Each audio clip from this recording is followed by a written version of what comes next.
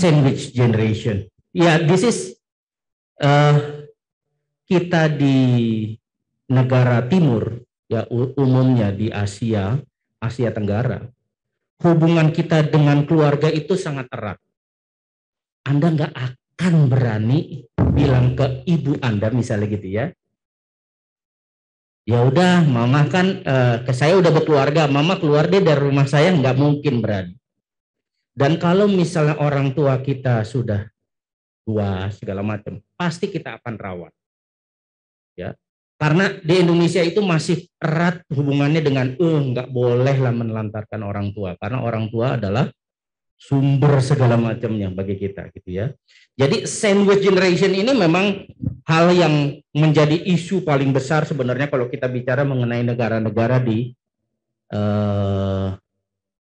Asia, terutama di Asia Tenggara gitu ya. Berbeda dengan di Amerika. Kalau di Amerika, when you are retired, you are living alone.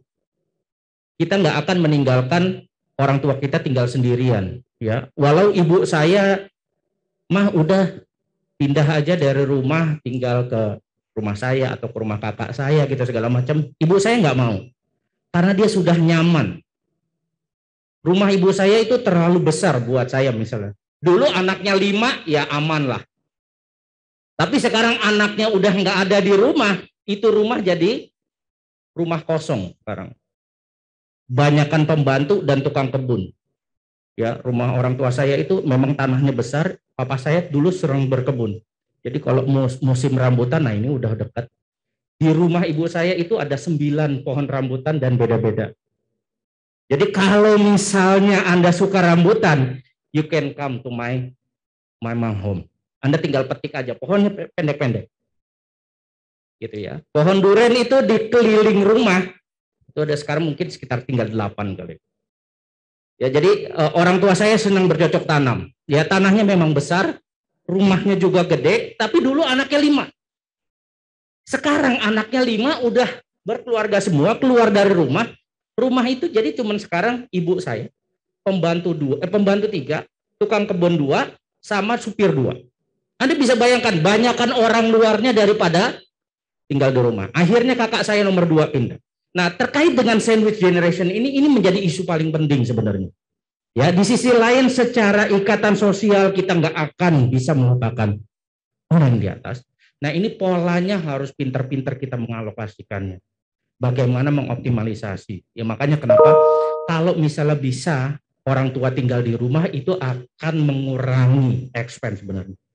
Kayak kita nggak membuat 2 kompor lah, 2 dapur. Kalau misalnya orang tua sendiri, kita sendiri kan ada 2 dapur yang harus di-maintain.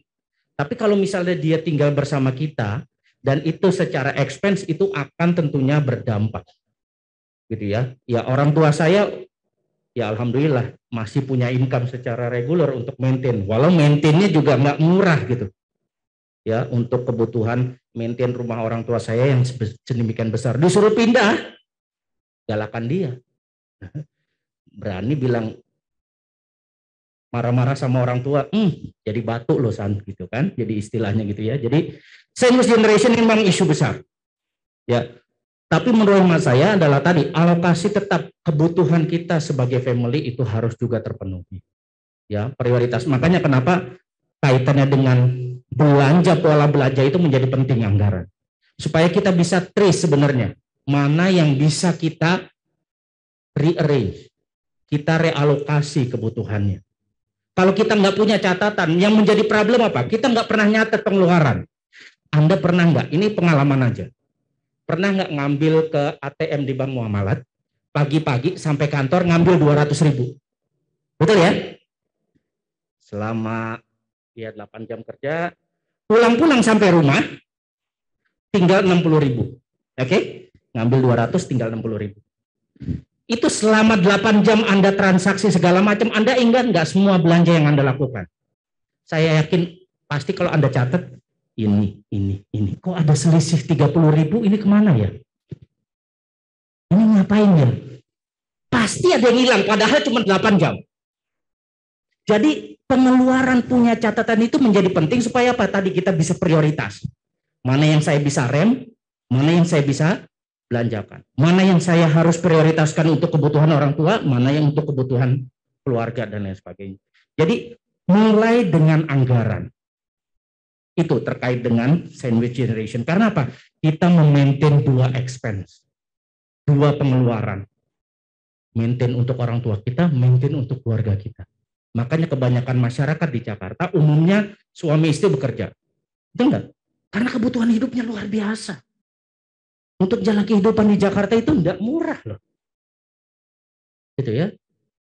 Saya anak 30 juta, 40 juta itu berat gitu. Dengan sekolah, dengan segala macam misalnya gitu. Ya, jadi kita perlu menjadi prioritas. Terkait dengan anggaran itu, menurut teman saya, kalau kita bicara mengenai sandwich generation, pola belanja itu yang harus diprioritaskan pertama.